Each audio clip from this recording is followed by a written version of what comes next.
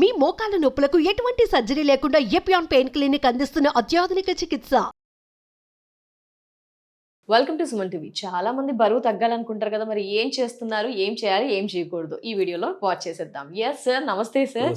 Sir, బరువు తగ్గాలని చాలా మంది ప్రయత్నాలు చేస్తున్నారు సార్. బరువు తగ్గాల్సిందే అంటారా సార్? బరువు వల్ల సర్లే జెనెటిక్ పరంగా వచ్చింది అని కొందరు అనుకుంటుంటారు. రకరకాల డైట్స్ అయితే ప్లాన్ చేస్తున్నారు, కొందరు తగ్గట్లేదు. ఎస్పెషల్లీ ఈ రోజు ఏంటంటే ఒక క్లారిటీకి వచ్చేద్దాం సార్. ఏంటి ఎగ్జాక్ట్ గా బరువు తగ్గాలంటే ఏం చేయాలి, ఏం చేయకూడదు? సో ఎందుకు నిర్దిష్టమైన బరువు ఉండాలి దానికి ఒక రీజన్ ఉంది. WHO ఒక గైడ్ లైన్ ఇచ్చింది, BMI, body mass index calculators అని ఇచ్చారు. ఇన్ఫాక్ట్ మనం అందరం కూడా ఆన్లైన్లో జస్ట్ టైప్ చేస్తే, మన వెయిట్, హైట్ టైప్ చేస్తే we will know our BMI. Normal BMI should be 18 నుంచి 22.9. 23 ఉన్న ఓవర్ వెయిటే, 25 దాటితే ఒబీస్ అంటాం. ఓకే, సో ఎందుకు ఇంత స్ట్రాంగ్ గా 18 to 22.9? అది కూడా ఇండియన్స్కే ఇది. In fact if you take an average white person, 18 to 25 is normal. So white persons కి ఎందుకు అంత రిలాక్స్డ్ గైడ్ లైన్, మనకి ఎందుకు ఇంత స్ట్రింజెంట్ గైడ్ లైన్ అంటే, ఇండియన్స్ లో the thin fat Indian phenotype అని అంటుంటారు. అంటే ఇండియన్ పీపుల్లో అబ్డోమిన్ ఏరియాలో ఎక్కువ ఫ్యాట్ ఉంటుంది, విసరల్ ఫ్యాట్ అంటాం. వీళ్ళలో తక్కువ ఏజ్కే హార్ట్ డిసీజ్ రావటం, షుగర్, బీపీ రావటం, కొలెస్ట్రాల్ లెవెల్స్ బాగా పెరిగి ఉండటం, హార్ట్ డిసీజ్ వస్తే ఆల్ 3 ఆర్టరీస్ బ్లాక్ అవ్వటం, దాని బైపాస్ సర్జరీ రిస్క్ ఎక్కువ ఉండటం. అంటే సేమ్ ఏజ్ గ్రూప్ ఉన్న ఒక వైట్ పర్సన్, ఒక ఇండియన్ పర్సన్ తీసుకుంటే, ఇలా ఇండియన్ పీపుల్లో సేమ్ ఏజ్ కి, సేమ్ బాడీ వెయిట్ కి కూడా ఎక్కువ రిస్క్ లో ఉన్నారు ఇండియన్స్. కాబట్టి ఇండియాలో BMI guide line is most stringent. అయితే బరువు తగ్గాల్సిందేనా అంటే ఎస్, మీరు నిర్దిష్టమైన బరువు ఉండాల్సిందే. మీ హైట్ కి మీరు కనుక, ఫర్ ఎగ్జాంపుల్ మీరు 5'4" ఉన్నారు, మీ బరువు ఫర్ ఎగ్జాంపుల్ 75 ఉన్నారు, లేదు మీరు 65, 64కి రావాల్సిందే. రాకపోతే వచ్చే ప్రాబ్లమ్స్లో ముఖ్యమైనది ఒకటి sugar. Diabetes risk is very high, hyper tension risk కూడా పెరుగుతుంది మెల్లగా, కొలెస్ట్రాల్ రిస్క్ పెరుగుతుంది, వేస్ట్ హిప్ రేషియో పెరగటం వల్ల మెటబాలిక్ సిండ్రోమ్, అంటే 4 పిల్లర్స్ మీద ఉండే ఈ మెటబాలిక్ సిండ్రోమ్ అనే ఒక వ్యాధి తీవ్రంగా ఉంటుంది వీళ్ళందరిలో. అంటే మీరు కనుక నిర్దిష్టమైన బరువు లేకుండా ఎక్కువ ఉంటే, సో మెటబాలిక్ సిండ్రోమ్ ఉండటం వల్ల ప్రాబ్లమ్స్ ఏంటి అంటే, ఫ్యూచర్లో హార్ట్ అటాక్ రిస్క్ పెరుగుతుంది, వీళ్ళలో కార్డియోవాస్కులర్ రిస్క్ ఎక్కువ, ఇన్ఫ్యాక్ట్ 10 to 20 టైమ్స్ పెరుగుతుంది. So depending on how higher, అంటే బీపీ, షుగర్ ఇవన్నీ ఎంత ఎక్కువ ఉంటే దాని ప్రకారం మీ హార్ట్ డిసీజ్ రిస్క్, మీ పక్షవాతం రిస్క్ కానీ, ఫ్యూచర్లో వచ్చే ప్రాబ్లమ్స్ రిస్క్ చాలా ఎక్కువ ఉంటుంది. అదే ఇమాజిన్ ఒక నెక్స్ట్ 10 yearsలో మీరు నిర్దిష్టమైన బరువుకి వచ్చేసారనుకోండి, మీరు అంతే ఫాస్ట్గా షుగర్ రిస్క్ని తగ్గించుకోవచ్చు, మీ బీపీ వచ్చే రిస్క్ని తగ్గించుకోవచ్చు, తద్వారా ఫ్యూచర్లో వచ్చే హార్ట్ అటాక్ రిస్క్ కూడా మీరు తగ్గించుకుంటున్నారు. కాబట్టి బరువుని అశ్రద్ధ చేసే ప్రసక్తే లేదు. It is very important. మీకు కనుక మీరు ఇంత బరువే ఉండాలి అని ఎవరైనా చెప్తే, మీ డాక్టర్స్ చెప్తే, దాన్ని మీరు పాటించాల్సిందే. దానికి కావాల్సిన లైఫ్ స్టైల్ చేంజెస్ మీరు చేయాల్సిందే. లైఫ్ స్టైల్ చేంజెస్ అంటే ఒకవైపు డైట్, ఏం తింటున్నారు, ఇంకోవైపు ఎక్సర్సైజ్ చేయడం. సో ఈ రెండు ముఖ్యమే, ఈ రెండు ఒక పిల్లర్స్ లాంటివి మీరు వెయిట్ లాస్కి. సో డైట్లో మీరు carbs, trans fats, overall saturated fat బాగా తగ్గియాలి.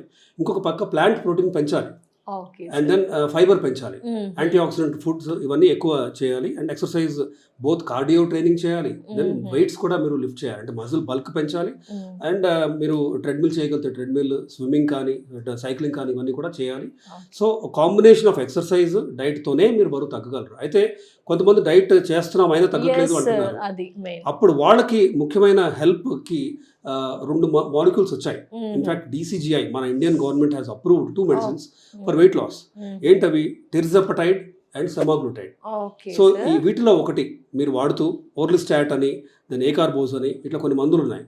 ఇవన్నీ కూడా వెయిట్ లాస్కి మందులు నాకు ఇష్టం లేదు అని చాలా మంది అంటుంటారు. ఇన్ఫాక్ట్ మందులు ఎవరికి ఇష్టం ఉండదు, కానీ వీటితో ఎలాంటి సైడ్ ఎఫెక్ట్లు లేవు, లాంగ్ టర్మ్ సైడ్ ఎఫెక్ట్లు లేవు. ఇన్ఫాక్ట్ బరువు తగ్గటమే కాకుండా షుగర్ రివర్సల్కి కూడా హెల్ప్ అయ్యే మందులు ఇవి. ఇవి లాంగ్ టర్మ్ సేఫ్, 12 ఏళ్ళ నుంచి US, యూరోప్లో వాడుతున్నారు, అండ్ ఇవి 100% సేఫ్ అని ప్రూఫ్ ఉంది. సో మనం సేఫ్గా ఈ టెర్జపటైడ్ కానీ, సెమాగ్లూటైడ్ కానీ ఈ మందులు వాడచ్చు. వాటికి సపోర్ట్గా ఓర్లిస్టాట్ అవ్వచ్చు, ఏకార్బోస్ కానీ, మెట్ఫార్మిన్ కానీ ఇవన్నీ కూడా మనం ఖచ్చితంగా వాడచ్చు. అండ్ సో 3 పిల్లర్లు, ఒకటి డైట్, ఇంకోవైపు ఎక్సర్సైజ్ అయితే, 3వ పిల్లర్ ఈ మందులు. సో ఇవి ఖచ్చితంగా సేఫే. అఫ్ కోర్స్ మీరు మీ డాక్టర్తో డిస్కస్ చేయండి. అందరూ ఎలిజిబుల్ అంటే ఈ మందులకి కాదు.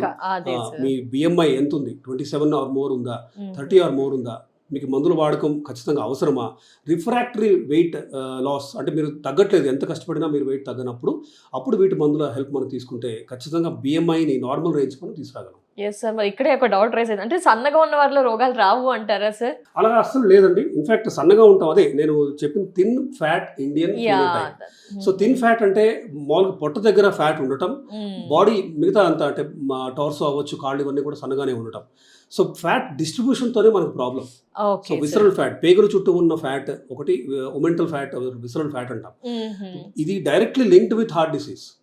ఓకే, వీటితో ఫ్యూచర్లో హార్ట్ ప్రాబ్లమ్స్ అవ్వచ్చు, మెటబాలిక్ సిండ్రోమ్ కానీ ఇవన్నీ కూడా రిస్క్ పెరిగి ఉంది.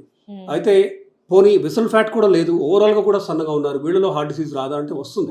అది జెనెటిక్ ప్రిడిస్పోజిషన్ ఉంది. కానీ ఒక లావ్ ఉన్న పర్సన్ అంటే ఫర్ ఎగ్జాంపుల్ 18-20 వయసు వరకు నార్మల్ గా ఉండి 40 ఏజ్కి వచ్చేసరికి ఎక్కువ డబుల్ అయ్యారు, ఫర్ ఎగ్జాంపుల్ 1.5 times బరువు పెరిగారు, వీళ్ళలో ఖచ్చితంగా హార్ట్ డిసీజ్ మల్టిప్లై అవుతుంది 10 times, 15 times, 20 times అలా.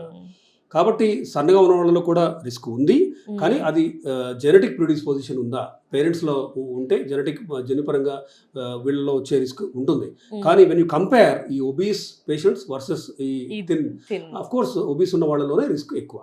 సార్ ఇదైతే క్లారిటీ వచ్చేసింది సార్. బట్ ఇక్కడ ఈ మధ్య కాలంలో ఫ్యాటీ లివర్ వింటూ ఉన్నాం కదా సార్, దాని గురించి ఒకసారి మాట్లాడతారా సార్? ఏంటి అసలు ఫ్యాటీ లివర్? అది కూడా ఒక హాస్పిటల్కి వెళ్ళే వరకు తెలియట్లేదు, ఏంటి దానికి మేమేం మిస్టేక్స్ చేస్తూ ఉన్నాం, ఇది ఒబెసిటీకి ఏమైనా లింక్ ఉంది అంటారా? ఖచ్చితంగా ఉందండి. సో ఫ్యాటీ లివర్లో కూడా గ్రేడ్స్ ఉన్నాయి, ఈ క్వాంటిఫై. ఇప్పుడు మనం అల్ట్రాసౌండ్ చేస్తున్నప్పుడు కానీ, ఫైబ్రో స్కాన్ చేసినప్పుడు కానీ ఎంత ఫ్యాట్ చేరుకుంది, ఫ్యాట్ చేరుకోవటం గ్రేడ్ 1, గ్రేడ్ 2 ఇంకా తీవ్రంగా ఉందా? ఎందుకంటే గ్రేడ్ 2 ఫ్యాటీ లివర్ రేపు సిరోటిక్ అంటే ఇర్రివర్సిబుల్ లివర్ డ్యామేజ్ చేసేంత ఫ్యాట్ కూడా డిపాజిట్ అవ్వచ్చు. ఓకే, సో ఫ్యాటీ లివర్ని కూడా మనం అశ్రద్ధ చేయకూడదు. ఖచ్చితంగా గ్రేడ్ 2ని గ్రేడ్ 1 చేయాలి. గ్రేడ్ 1 ఉంటే మీరు నార్మల్ ఫ్యాట్ ఉండేలాగా, అంటే అసలు నార్మల్ లివర్ ఉండేలాగా మనం చూసుకోవాలి. సో దీనికి కూడా ఈ మందులు, both tirzepatide and semaglutide, then diet, exercise, ఇవన్నీ కూడా, అంటే పయోగ్లిటజోన్ లాంటి మందులు, విటమిన్ ఈ అవ్వచ్చు, దెన్ సారోగ్లిటజాన్ అని ఒక మందు కూడా ఉంది. వీటి హెల్ప్ తీసుకొని దెన్ టోటల్ బాడీ ఫ్యాట్ మనం తగ్గించుకుంటే లివర్లో ఉన్న ఫ్యాట్ కూడా మనం తగ్గించచ్చు. తద్వారా ఫ్యూచర్లో వచ్చే chronic liver disease are cirrhotic liver disease లాంటివి రాకుండా కూడా మనం ప్రివెంట్ చేయొచ్చు. ఎందుకు సార్ ఫ్యాటీ లివర్ కూడా ఎక్కువ చూస్తున్నాం, తినే ఫుడ్ వల్లే అంటారా? ఏంటి సార్ రీజన్? ఖచ్చితంగా క్యాలరీ ఎక్సెస్ అండి. ఇప్పుడు తినే ఫుడ్లో ఎక్కువ క్యాలరీస్ ఉండి మీరు క్యాలరీస్ బర్న్ చేయట్లేదు, సెడెంటరీ లైఫ్ స్టైల్ అవుతుంది, హై క్యాలరీ ఫుడ్స్ తీసుకుంటున్నారు, ఫ్రైడ్ ఫుడ్స్ తీసుకుంటున్నారు, నాన్ వెజ్ ఇంటేక్లో ఎస్పెషల్లీ రెడ్ మీట్ లాంటివి ఎక్కువ తీసుకుంటున్నారు. దెన్ తగినంత ఎక్సర్సైజ్ లేకపోతే ఖచ్చితంగా మీకు ఇదంతా కూడా వెళ్ళి కూర్చునేది లివర్ లోపల అవ్వచ్చు, ఒమెంటల్ ఫ్యాట్ అవ్వచ్చు, అంటే పొట్ట ఇంటెస్టైన్స్ చుట్టుపక్కల అవ్వచ్చు. సో ఓవరాల్గా టోటల్ బాడీ ఫ్యాట్ అనేది పెరుగుతూ పోతే ఫస్ట్ ఎఫెక్ట్ అయ్యే ఆర్గన్స్లో ఒకటి ఫ్యాటీ లివర్. సో లివర్లో ఉన్న ఫ్యాట్ మనం అశ్రద్ధ చేయొద్దు. ఖచ్చితంగా అల్ట్రాసౌండ్ ప్రకారం గ్రేడ్ 2 ఉంటే గ్రేడ్ 1 అవ్వాలి, తర్వాత గ్రేడ్ నార్మల్ లివర్ కూడా మనం అయ్యేలాగా చూసుకోవాలి. దానికి మనకి డైట్, ఎక్సర్సైజ్ అండ్ ఖచ్చితంగా సమ్ టైమ్స్ కొంతమందిలో మందులు అవసరం కూడా హెల్ప్ అవుతుంది. సార్ ఈ సౌండ్ ఎక్కువగా వినిపిస్తుంది ఫ్యాటీ లివర్, ఏం టెస్ట్ చేయించాలి అంటారు సార్? ఎగ్జాక్ట్ నేమ్ ఏమి ఉంటుంది? ఫైబ్రో స్కాన్ అనే ఒక టెస్ట్ ఉంది. బట్ సింపుల్ అల్ట్రాసౌండ్ లో కూడా మనకి గ్రేడ్స్ ఆఫ్ ఫ్యాటీ లివర్ తెలుస్తుంది. బట్ ఫైబ్రో స్కాన్ ఏంటంటే లివర్ స్టిఫ్ అవుతుందా, లివర్ స్టిఫ్గా అవుతుంది అంటే ఒక రకమైన రెడ్ ఫ్లాగ్, అంటే మనకు ఒక వార్నింగ్ సైన్. ఫ్యూచర్లో వీళ్ళు క్రానిక్ లివర్ డిసీజ్ అంటే ఇర్రివర్సిబుల్, అంటే మళ్ళీ నార్మల్గా అవ్వలేనంత తీవ్రమైన లివర్ డిసీజ్ వైపు వెళ్తున్నారు. మనం ఇప్పుడే జాగ్రత్త పడి రెస్మెటిరోమ్ అనే ఒక కొత్త మందు కూడా ఉంది. ఇలాంటి మందులు ఇస్తే ఫ్యాటీ లివర్ నుంచి క్రానిక్ లివర్ డిసీజ్ కానీ సిరోటిక్ లివర్ డిసీజ్ వైపు వెళ్లకుండా ఆపడానికి మనం హెల్ప్ అయ్యే టెస్ట్లు ఇవి. Definitely sir, thank you so much sir, valuable information. నమస్తే సార్.